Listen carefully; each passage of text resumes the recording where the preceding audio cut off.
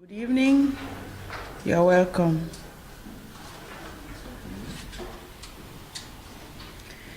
I think language is very important because a people's culture, a people's civilization, and a people's well-being can only be understood through their language. So it is often said that to understand or to learn a person's language without learning their culture is to make a fool of yourself.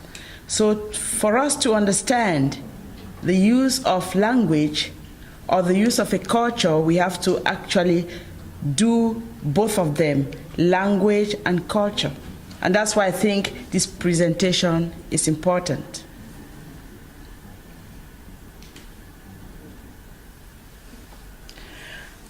I will start the presentation with a short introduction, and then I would try to explain what multilingualism is and how in this context, in the African context, it has a colonial influence. I would look at the Ghanaians, the Nigerians, and the Cameroonians. Then I'll move on to Mülheim and the Ruhr as a post-colonial multilingual setting, a place in which these post-colonialists find themselves. And finally, I'll look at the sociolinguistic strategies that these immigrants adopt, and I'm going to specifically look at their use of address forms, how they address people. And then we are going to have a conclusion.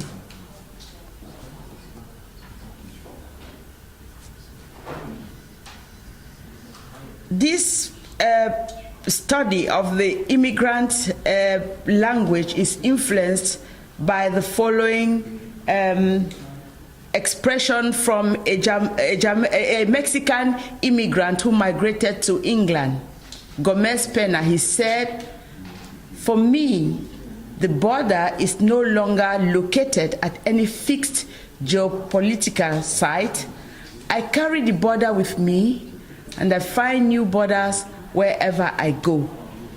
This implies that these immigrants, the African immigrants in question, carry their culture, they carry their elements of their language to the German diasporic space. It also means that the Africans, the migrants, do not wish to lose everything they have in their culture and in their repertoire. There is also, on the other hand, the need to adapt to present globalized realities, because these migrants have come to the German context to succeed where they did not succeed in their home, and therefore they need to adapt to the linguistic situation in which they find themselves, namely the German diasporic context. This, in my research, I conclude that the linguistic behavior or the linguistic performance of these immigrants becomes hybridic, it becomes mixed. It is a mixture of languages, because it is a mixture of the African language they have in their repertoire. It is a mixture of the colonial languages which they have in their repertoire, plus what they find in the German context, a different European language, namely German, as we would say.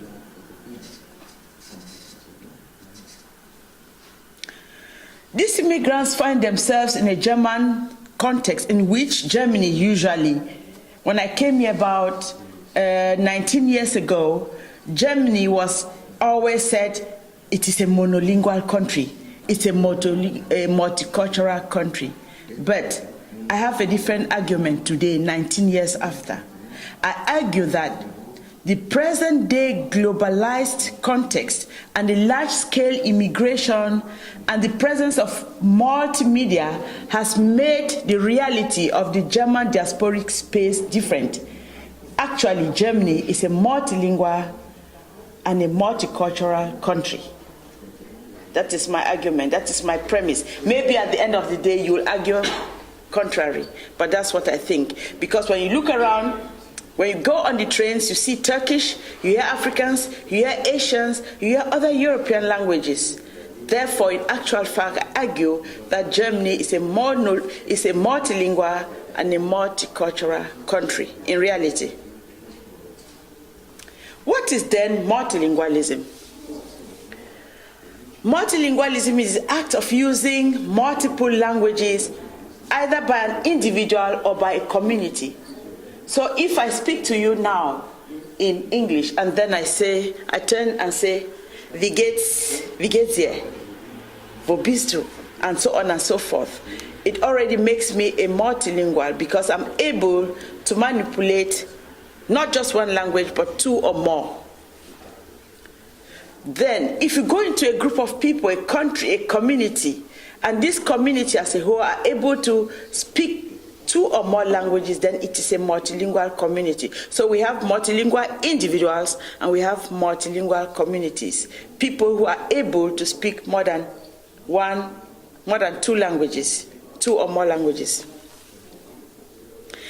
In the present globalized world, the multilingual speakers outnumber the monolingual, because in many countries, even there is hardly any German who would not speak another language. That is the reality of it.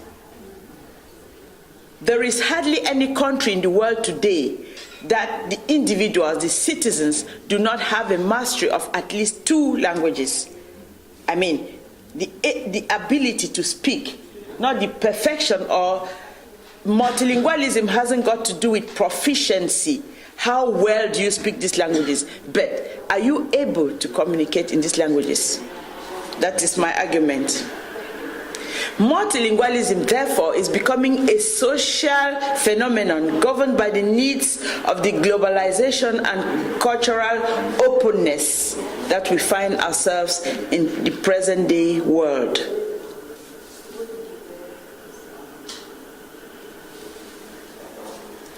Multilingualism, a colonial heritage. Now I take us back to the African context, which was highly colonial. The three countries in question, Cameroon, Ghana, and Nigeria, were all colonized by the British. The situation of Cameroon was a bit different because you had Germany colonizing Cameroon, not actually for a very long time, and then the French and the British. But now let's concentrate on the British colonial period.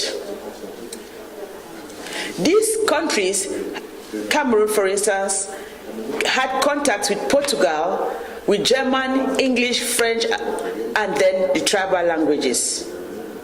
The British colonial administrators and missionaries maintained control via their colonial schools. So when they colonized Cameroon, Nigeria, and Ghana, there was no need for their tribal languages.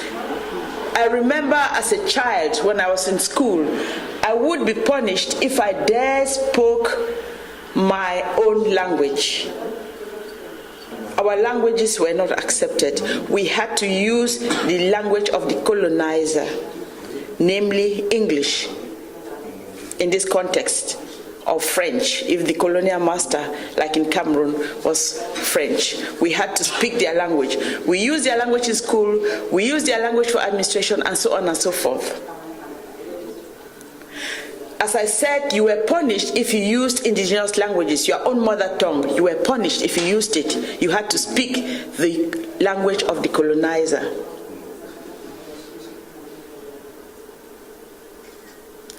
What does this tell us? This means that the colonizer intended to convert the culture of these people, Because if you teach them your language, you impose their language on them, it means that you are imposing your culture on them. Because as I said at the beginning, a people's language is the people's culture. So if you take their languages from them, in other words, you are taking away their culture from them. As Wationgo said in 1986, language not only carries communication but culture. Language carries culture, and culture carries the entire body of values by which we come to perceive ourselves and our place in the world.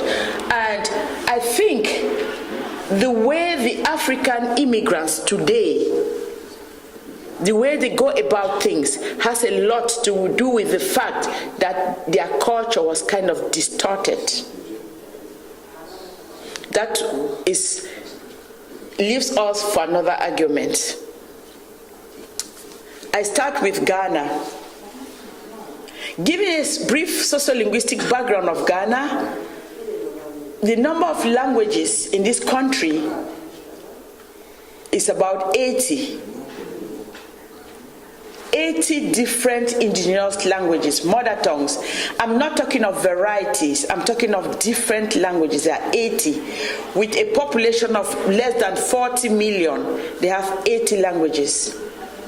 The main languages of Ghana are Twi, Ashanti, Fante, Akwapem, most widely used. Some of these languages are shared by neighboring countries like Togo and Benin and parts of western Nigeria. The Ewe language is spoken in Ghana, Togo, Benin, and parts of western Nigeria. Ga is another popular language in Ghana. The official language, though, take note of this, is English. All these languages you would hardly find in official places. In the law, the court of law, in most of the schools, at least from the secondary school onwards, it is English, even though they have 80 different languages. Most of these languages are not even standardized, they are not written. So they are all oral and spoken, they're hardly written. So, Nigeria.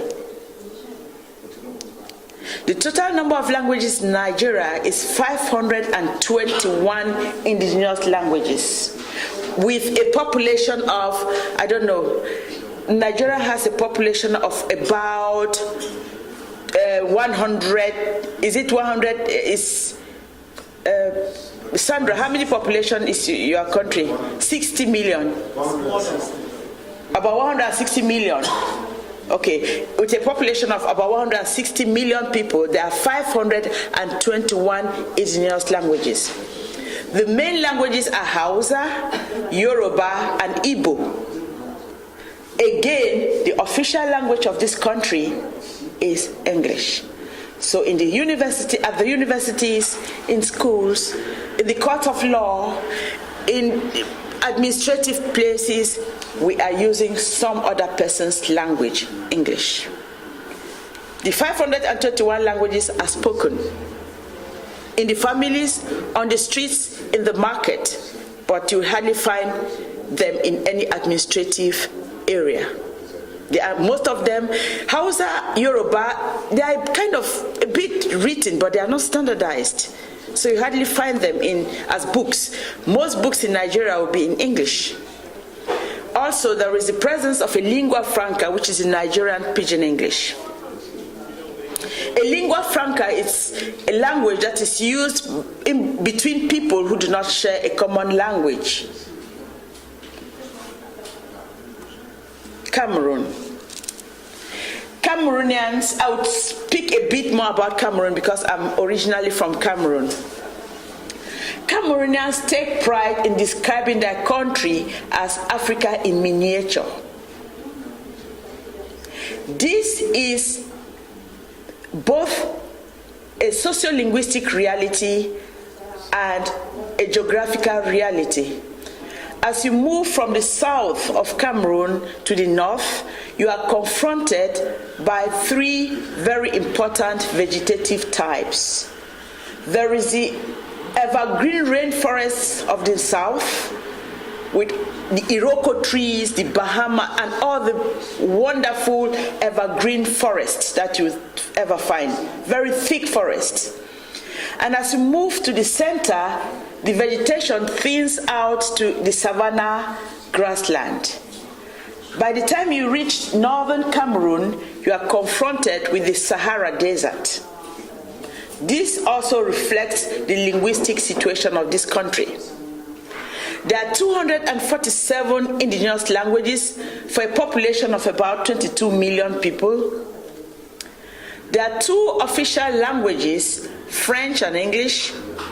There are 2 lingua francas, the Cameroon Pidgin English and the Camfranc Anglais. The Camfranc Anglais is a language of the youth in the French-speaking metropolis.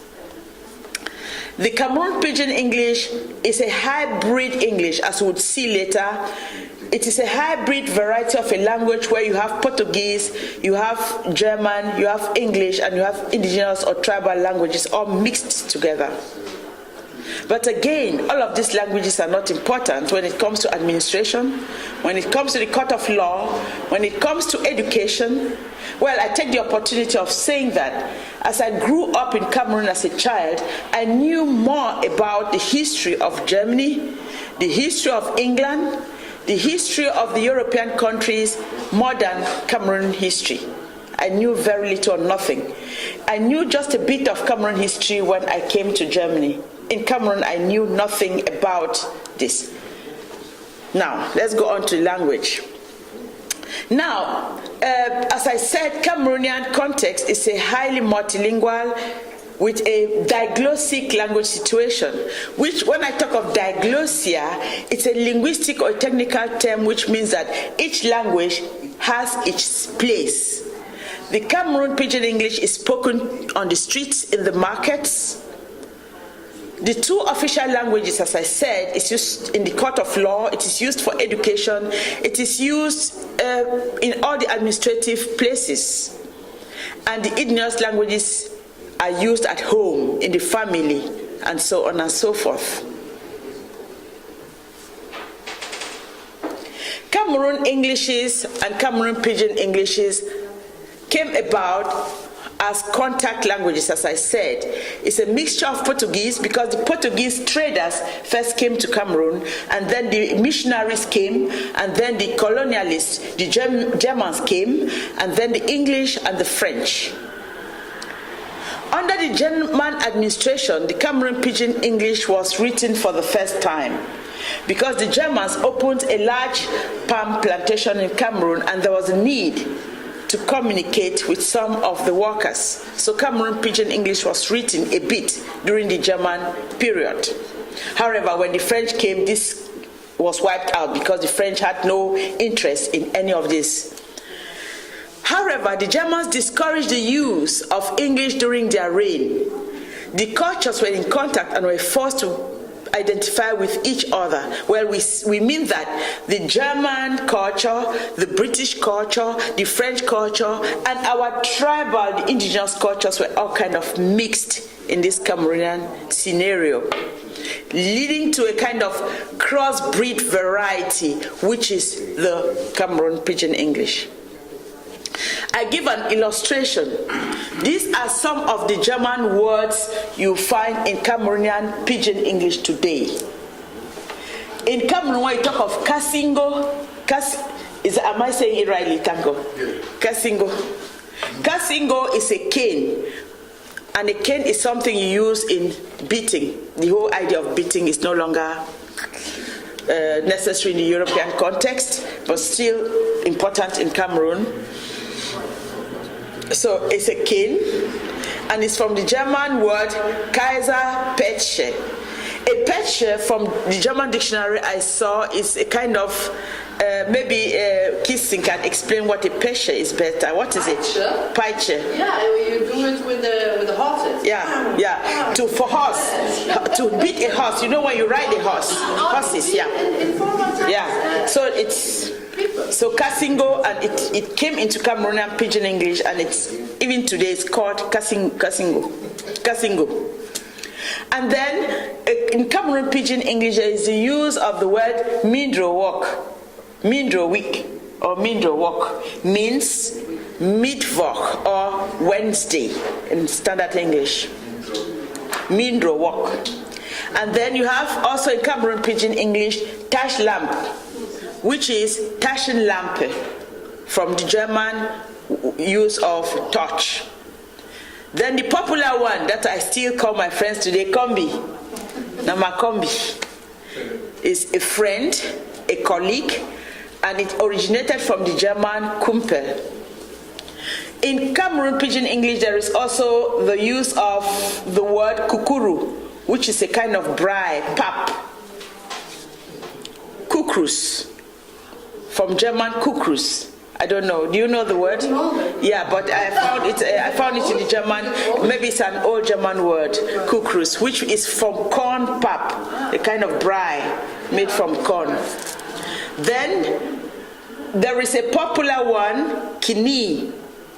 Makini the hot me. Makini the hot me. Yeah. It originated from the German word kini and English knee. So you see how the mixture of languages kind of influence the present-day linguistic scenario of these people. Now, let's take our attention back to our present context, the post-colonial multilingual space. I call Germany for these migrants a post-colonial space because you can't tell me it's not post-colonial, it's after colonial period, because these people were colonized. And when they come here, it's a post-colonial space because they live here. Maybe some people will argue against this, but that's my argument. In the German diasporic space, especially in NRW or the North Rhine-Westphalia, there are many African migrants. As we see on this map here, this one here represents this one, and that's the people from the Democratic Republic of Congo. At the time this survey was taken, that is about in 2014, there were about 6,000 Congolese immigrants living in North Rhine-Westphalia. And then we have the next Nigerian here. Nigeria. There were about 5,600 Nigerians, people declared as Nigerians living in the North Rhine-Westphalia. And then the third group of African immigrants in this space are the Ghanaians here. And there are about 5,400 Ghanaians. And then the next are the Cameroonians, or the peasants here, and it's about 4,100 Cameroonians, and so on. But then I have something to say about these figures. These figures are not realistic because it doesn't include undocumented migrants from this area. We know it is a reality that there are many undocumented migrants from this area. Secondly, these figures do not include those who have taken onto the German nationality. Those who have naturalized as Germans are not included in this figure. So in actual fact, we could say that this figure could be conveniently doubled.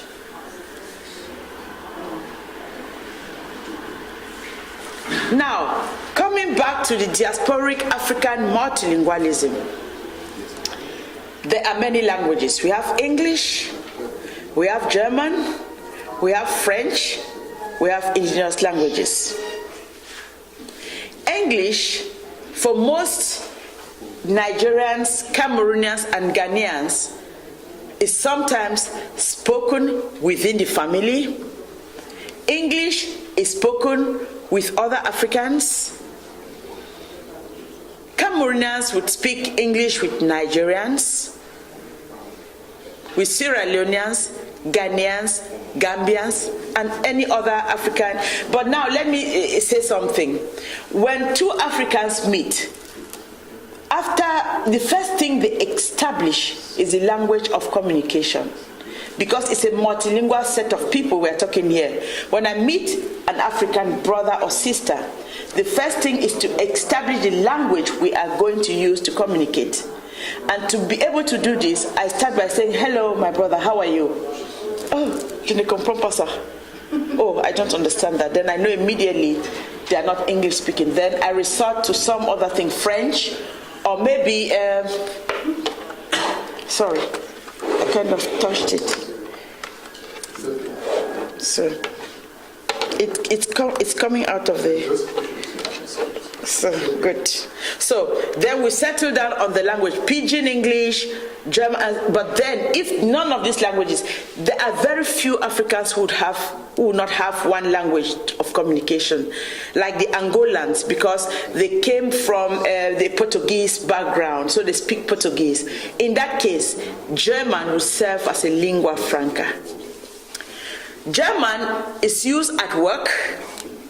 When you're in Germany, at work in the Fabrik, as we say, you communicate in German. On the streets, you speak German. And as I said, German is used as a lingua franca. And of course, if you want to do an house building, or you want to study at university, or you want to go to school, you have to have a mastery of the German language. So these diasporic African multilingual immigrants also, some of them need to use French, with French-speaking Africans, like French-speaking Cameroonians, French-speaking Ivory Coast, and French-speaking Senegalese, and some North Africans, Egyptians, and so on. When you meet them, then you have to, if you know a bit of French, then you have to communicate. So French is also an active language within this community. And of course, there is the use of the indigenous languages. Home or tribal languages is spoken within the families. Tribal languages is spoken at meetings, because we have many meetings. We have cultural association meetings, and during these meetings, we speak our tribal languages to keep it alive. When you meet somebody from your tribe and your region, of course, you speak your language, your tribal language. This is a picture I took from one of the African shops here in Mulheim, and it displays the multilingualism in these diasporic African communities. This is Bobolo. Bobolo is one of the very interesting, very delicatesse, as you would say, in the African, Cameroonian, and maybe Nigerian traditions. So in this shop, you see that the labels are very, very multilingual. Bobolo is a Cameroon word for this dish. Cassava is English.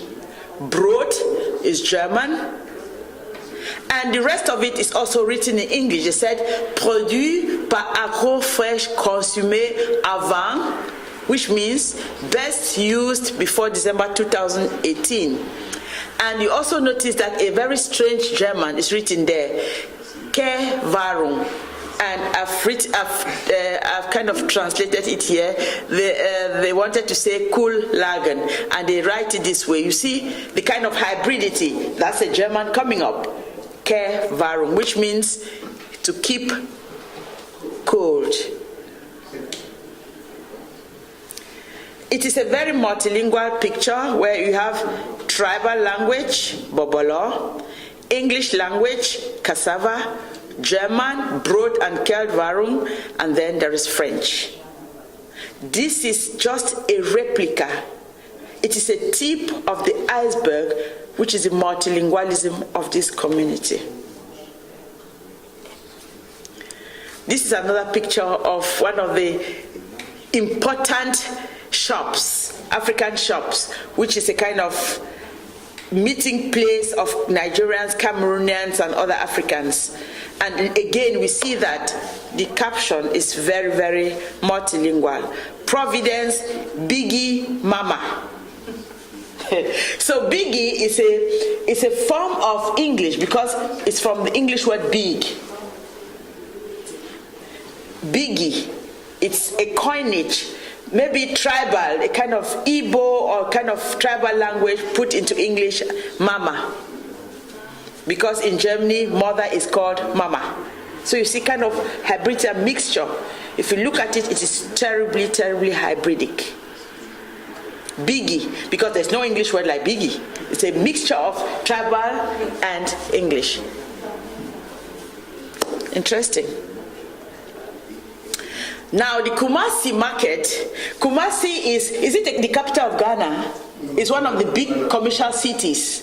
Okay, so Kumasi is a commercial city in Ghana, but we have a Kumasi Market at the Eppinghofer Street. This is the Kumasi Market of Eppinghofer Street in Milheim.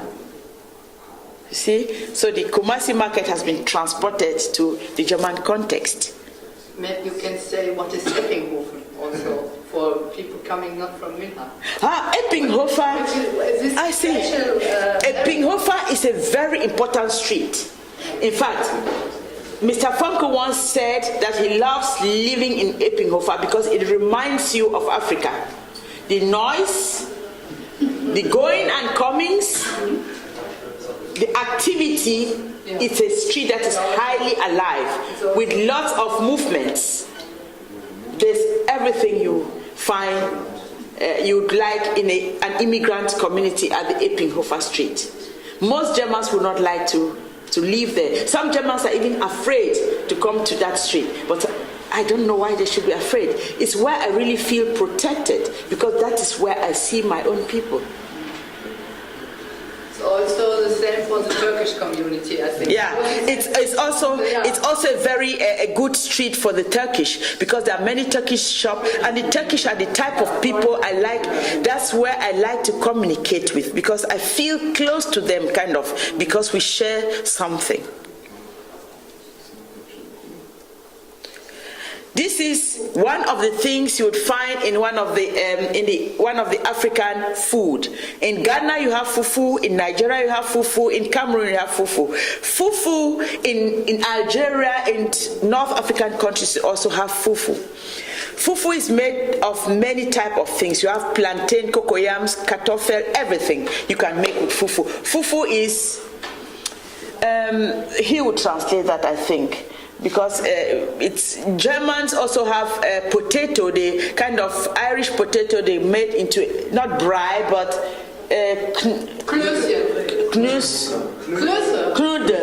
knudel. Yeah, you have it also. So it's fufu and it's very, but at the Eppinghofer Street, in the NFA, we still call it fufu. We have not given it up. We are still calling it fufu. Will you eat fufu? Yes or no? It is fufu. So this is also something very it's a kind of delicacy with the Africans, green vegetable. And in Cameroon Pidgin English, it is called njama njama. Green vegetable. Sometimes you can plant them in Germany during the summer months because in 3 months you can. It's one of the delicacies and it's also eaten together with fufu. There is a Ghanaian shop at the Action Street. It's one of the high streets, again, near Eppinghofer Street, where you have the nice African dresses to show that a people's culture is linked to their language. This is a kind of lace blouse. It is called lace. When I go there, I say, can you do a lace boo-boo for me? She knows exactly what I'm talking about.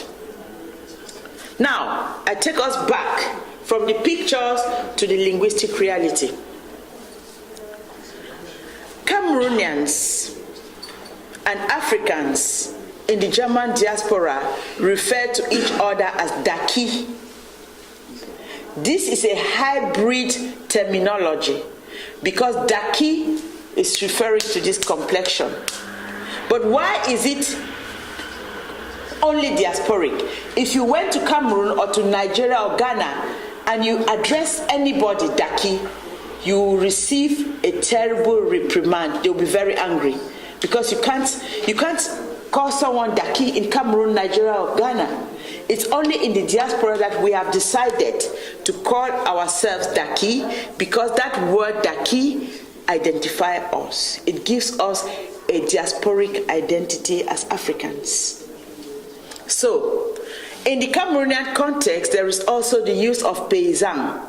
Paysan is a word in French. Paysan in French means a peasant or somebody who lives in the countryside, a villager, paysan. But Cameroonians refer to each other as paysan. Now, it builds a kind of in-group identity, because when you are paysan in Germany, it means you are Cameroonian. And if you are Daki in Germany, it means you are an African. So you see, in English, the word is dark. There is no word as Daki in English. So again, you see this hybridity I talk about. It's the coinage, a mixture of languages and cultures brings up a kind of hybrid coinage of language. So there is Daki and there's paysan in Cameroon English. And Cameroonians have a way of saying, impossible n'est pas camerounais. There is nothing which is impossible for an African or a Cameroonian. When a Cameroonian meets a Nigerian of about the same age, if there are two men, the Cameroonian man will say, oh boy. Will either say Daki, he's Daki's brother, but he will say, oh boy. When you talk of oh boy to a Nigerian, it's a way to create an in-group relation. Immediately you say oh boy, it is advantageous because already he becomes a friend.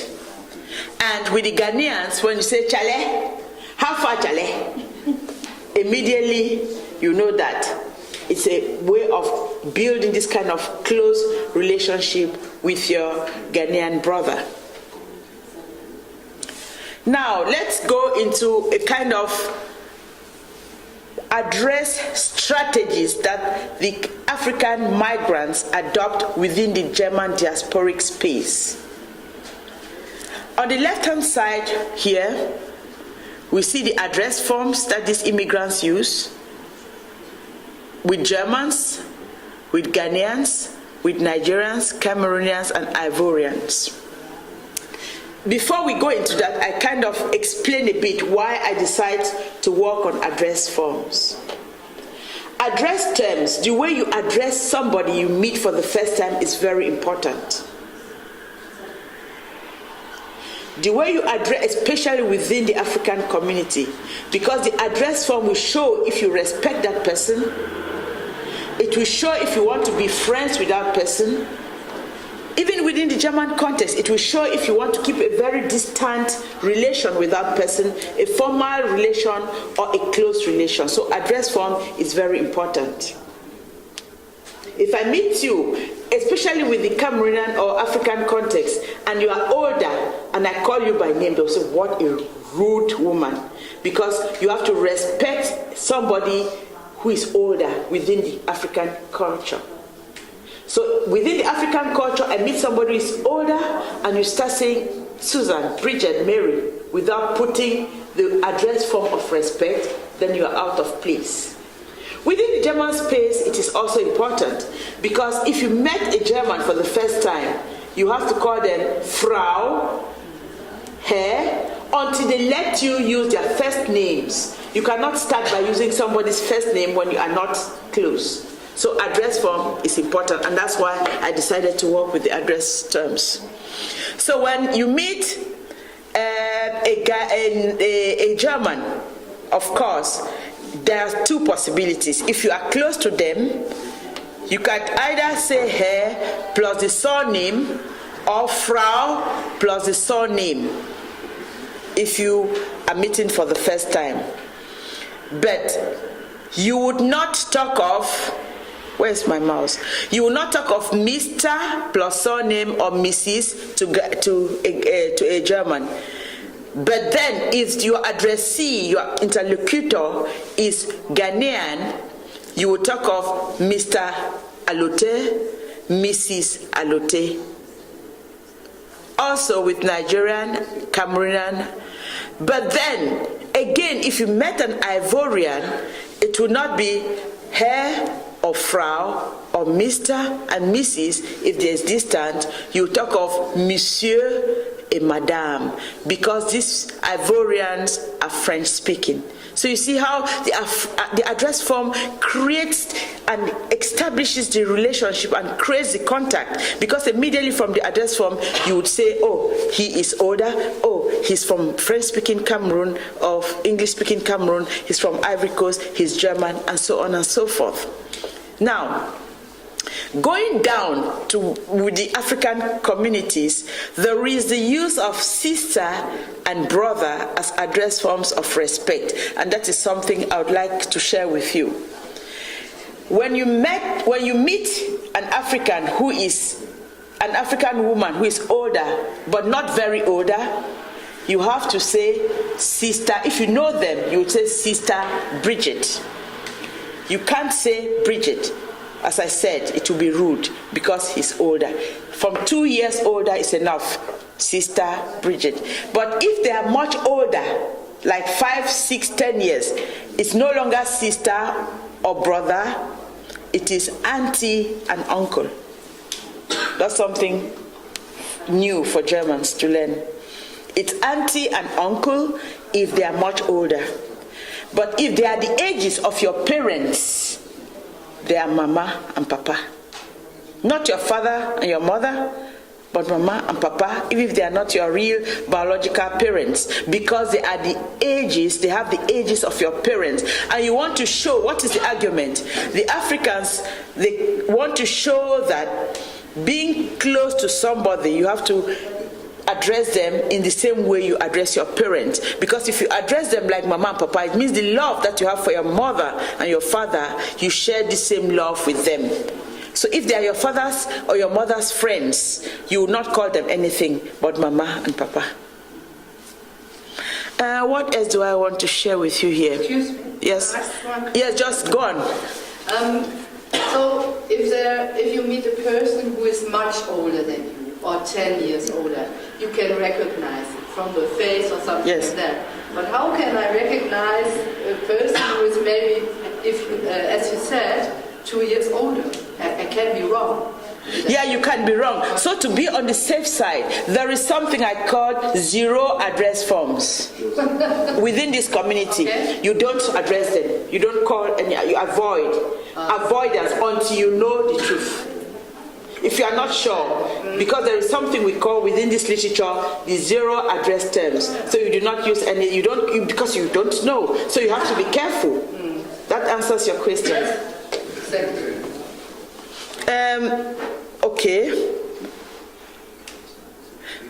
There is also something I would like to share, because I can't really discuss all of this, it's really huge. There is, within the Cameroonian context, there is the use of what they call ndap, or in French, nom de remerciement, or in English, a name of respect. In some Cameroonian cultures, these names are given within families. So the males of this family, they have a certain ndap. And wives are not allowed, from the traditional perspective, to address their husband by their names. They have to use their ndap.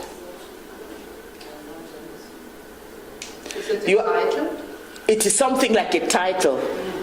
But then it is not a title because you did something to merit this title. It is given within the family. Okay. I give another example that I recorded. I was once driving to Berlin with a group of women for an annual festival that takes place once in a city, in a different city, by the Cameroonian community. They have this annual Cameroonian festival. Berlin, München, it goes around. Last time it was in Essen and so on. I traveled with these women to this festival and there was a conversation. And this is what I recorded. One woman said she was reporting about another woman and said, she's Schwangert. And then the African communities, not only Cameroonian, have the habit of saying, you are going to the Bahnhof, you are going to the Bahnhof, will you schaffen? Will you schaffen? This is from schaffen, this is from schwanger. I will not schaffen. Now, you notice that from a purely linguistic point of view, the word schwanger has been conjugated using the English past tense marker, schwangered. Look at this. Look at this. Look here. Schwangered. Past tense. The word schwanger has been borrowed and then it has been fitted into the Cameroonian English system. Conjugation is taking place to show that something in the past. She was schwangered, and so on and so forth. So you see this hybridity, this mixture that I talk about.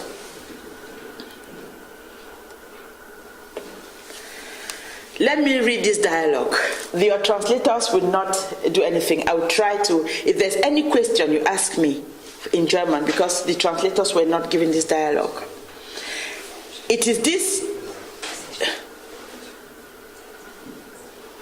Yes, go. Okay. It is this dialogue between the women I traveled with.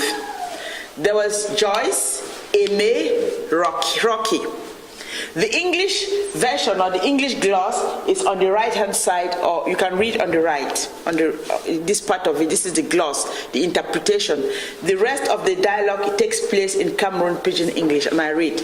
Tanti, now how many people are with Johnson? And Aimee says, 3 or 4 who pray for us. And Rocky says, Auntie, you pray for us. Joyce, time where we enter second half, at the look, at the wait for here, Tata Aimee voice for this thing, and not here. Tata Aimee don't go outside for go pray. Okay. Now my interest in this dialogue is the use of the address form tanti or auntie. Auntie is the Cameroon English or Cameroon Pidgin English word for aunt, la tante in French, and tante of Deutsch. Okay, so we see that there is tanti, there is auntie, and there is tata, and there is tata again. So we can analyze as follows. Tata, as we used in for, originates from the French word la tante. Because these other women, these women here, Joyce, Rocky, they want to be respectful to Aimee here. Aimee is much older.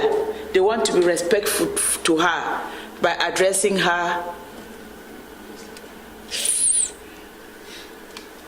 By addressing her Tata, they are referring to the fact that Aimee is from French-speaking Cameroon, and that's why they call her Tata. They don't call her auntie.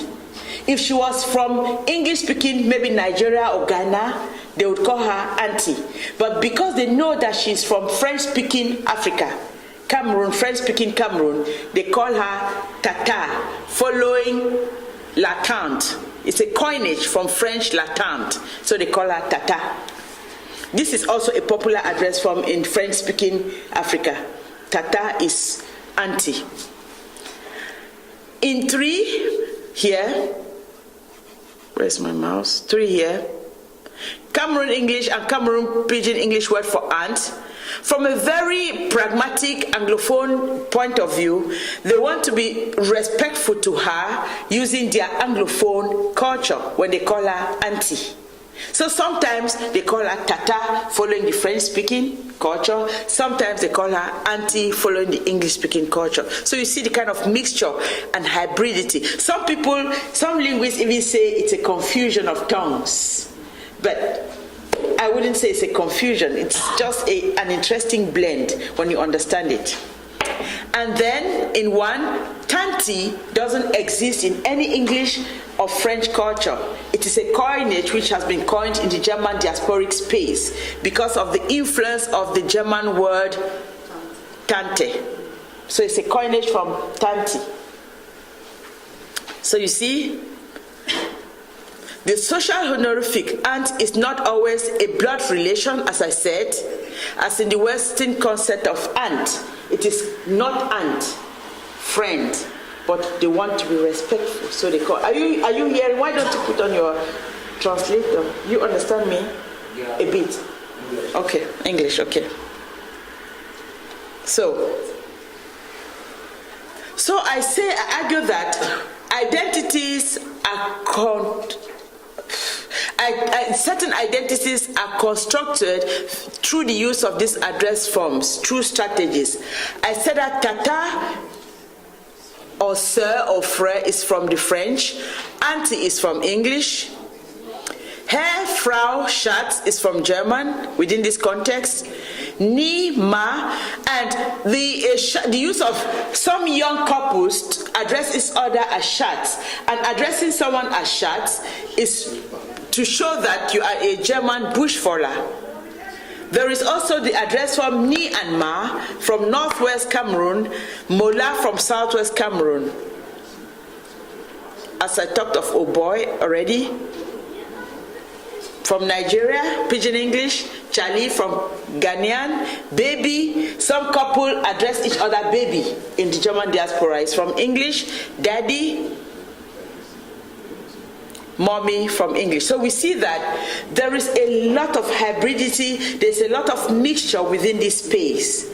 There is borrowing from English, borrowing from French, from tribal languages, from German, and it becomes a kind of hybrid mixture within the German diasporic space. Because of this, I come up with this complex wave. I will try to explain the wave. Don't be scared. At the heart of this, where's my mouse? At the heart of this, identities have been constructed within the German diasporic space because we are multilingual. As I said from the beginning, we don't want to lose the identities we had at home. And because of necessity, we want to construct identities within the new space in which we find ourselves. Sometimes, the orange part are the type of identities that have been constructed. Let me explain. We see that there are certain times you build in-group identities. We already saw that we build in-group identities with Nigerians when we address them as oh boy here or Oga. We build in-groups identities with Germans when we address them as Herr and so on. We build in-group identities with Ghanaians when we call them Chale. We also build in-group identities with other Cameroonians when we call them Bo, we call them Massa, we address them this man, my friend.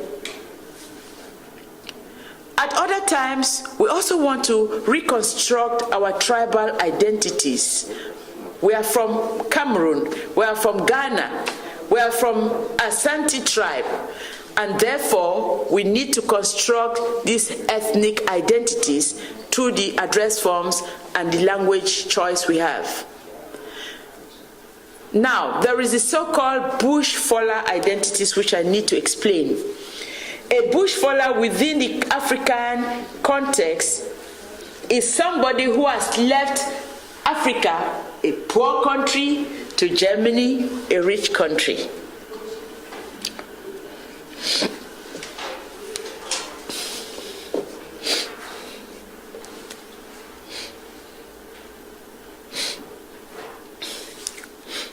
Yeah. Need something, Bridget? Yeah. You need something for this? Yeah. Yeah, I take it for you.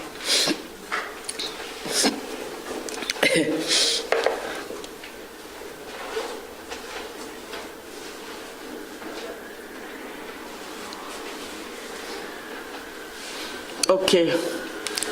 Then, do you want soft? Do you want to talk about soft? Thank you.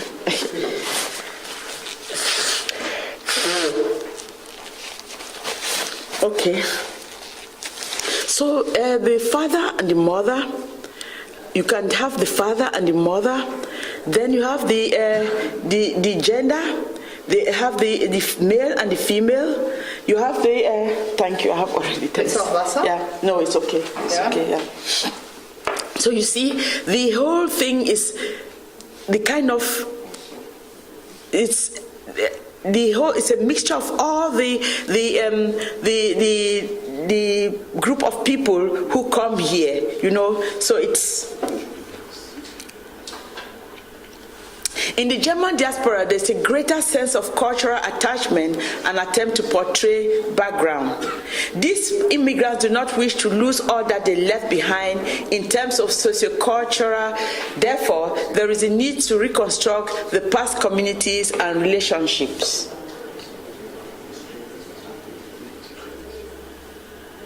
Okay.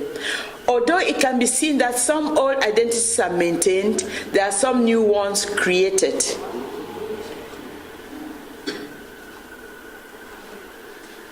In the attempt to build in-group relations with people of different origins and nationalities, these immigrants speak differently. Differently and receptive atmosphere that may lead to future benefit.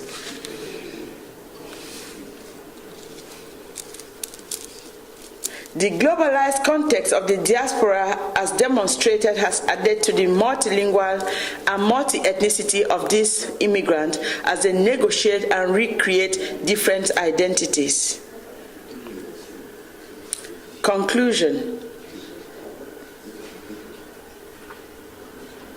The historical baggage of these post-colonial immigrants add an important meaning to the sense of self.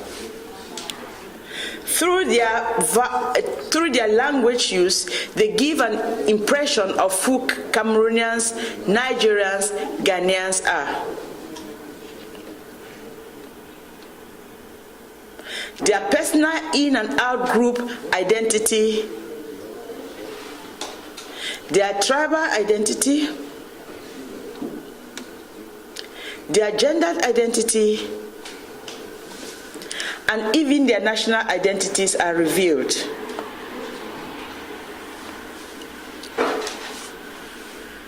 In their attempt to build in-group relations with people of different groups and origins, this is it the repetition? Yes. So, I do not have any question to ask, but any questions that you have, you can ask them, because I'm kind of